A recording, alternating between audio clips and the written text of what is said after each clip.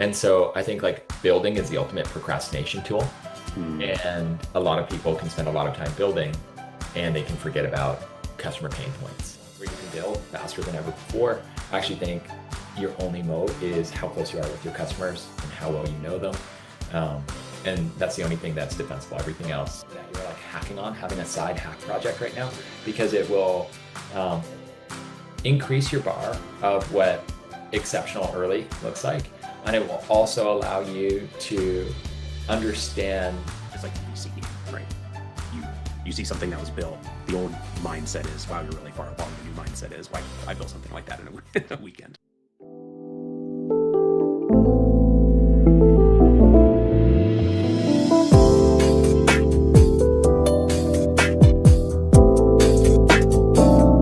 You see a lot of kind of early stage startups just in your role as a VC.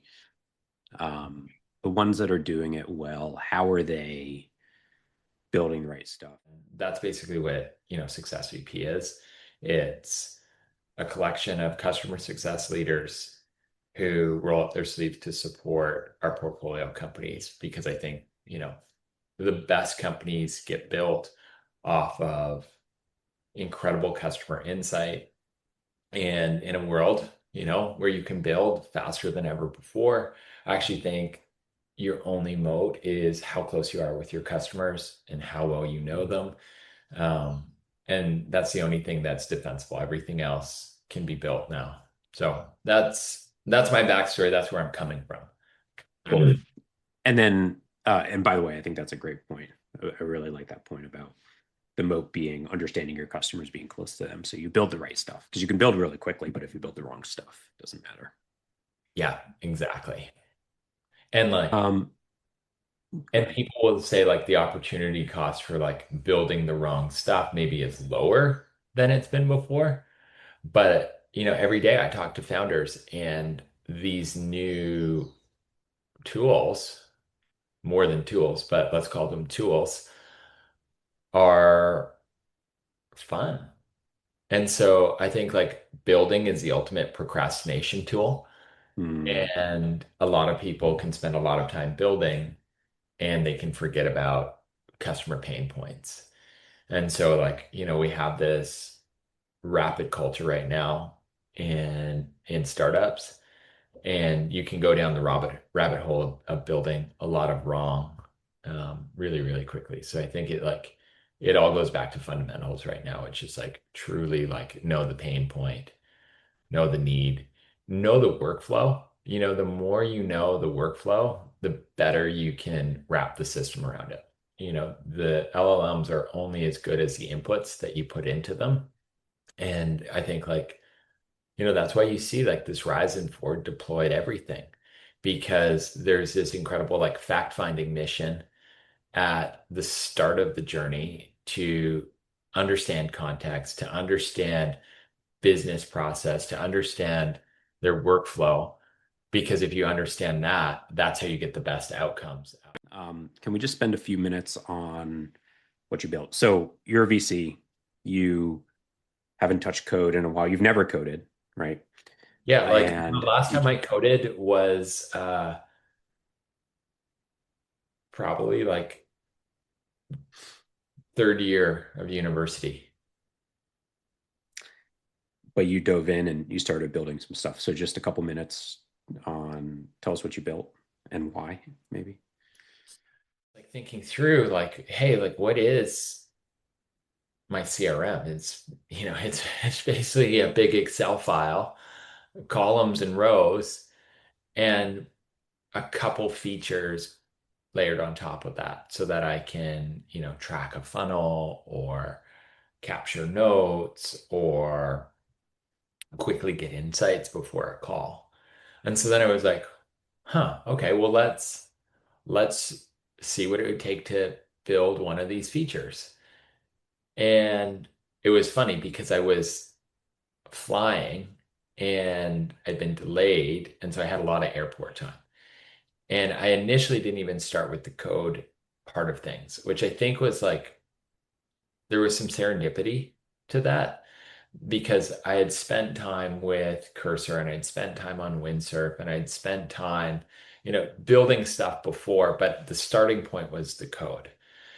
And because I was stuck at an airport and because I was like kind of learning on the fly, I didn't go over to the Claude Code side of the platform. I just started in the chat and I just started to talk through my ideas. And what I stumbled into was almost like using um, the chat function as like my PM. And the more I got answers back and the more it asked me questions, the more I started to think, oh, this is my PM. So I started to go with it and I started to like roll with that. And I started to say, hey, like, pretend you're my product manager and like, here's what I'm starting to build, pressure test where this is going to break. And then you could start to see like the reasoning. And this is actually before, this is 4.5 Opus, not 4.6. So like now we even have like more context, but the reasoning was incredible. And so I started to flush out this whole plan. It took me about like 2 hours to just talk back and forth, talk back and forth. And then finally, when that was ready, I said, okay, well, you know, give me the first line of code on this. And what it did, which again, rather serendipitous, is rather than push me over to Claude Code, it pushed me into the terminal. And I started to paste, which is how I'd done it before, but I started to paste this like really good plan into the terminal. And then I went back and forth and I said, hey, here's what happened. And so then like even like that, well, I hadn't thought about Python or even coding languages in a while, but all of a sudden, like you start to like get familiar with the process, with the language, and you're following along and you're going, huh, this is interesting. This is cool. Like I'm building something here. People should treat that like they're a professional athlete. Like, and I think the founders do, but those early employees maybe sometimes don't. They're like, oh, should I take the risk on a startup? Like, is this a good career move? Would I be better off working for, big company XYZ?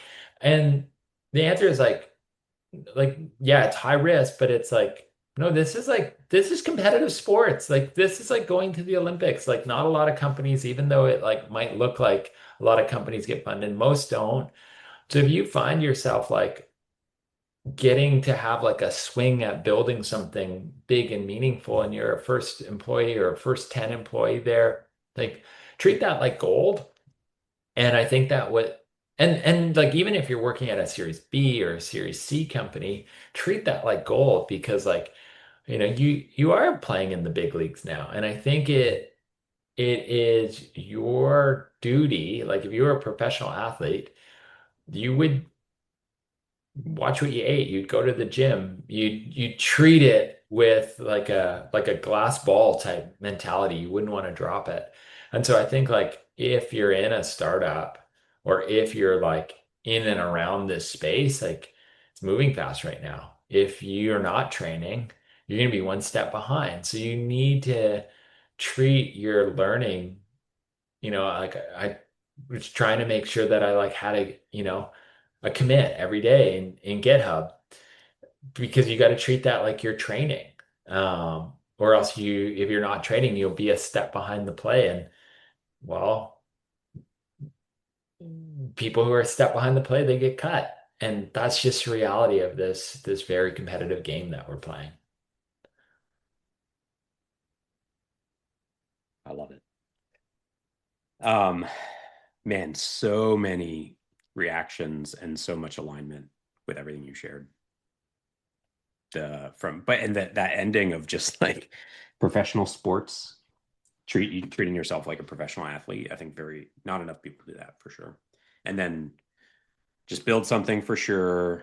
The part about just the canvas, like have a side project that you're working on to help put into context or help you understand all the stuff that's happening. It really changes your perspective. And then there's people, like you said, there's people that are just, they're not touching it. They're not even thinking about it. And so their perspective is the old way, just like the VC game, right? You you see something that was built, the old mindset is, wow, you're really far along. The new mindset is, why I built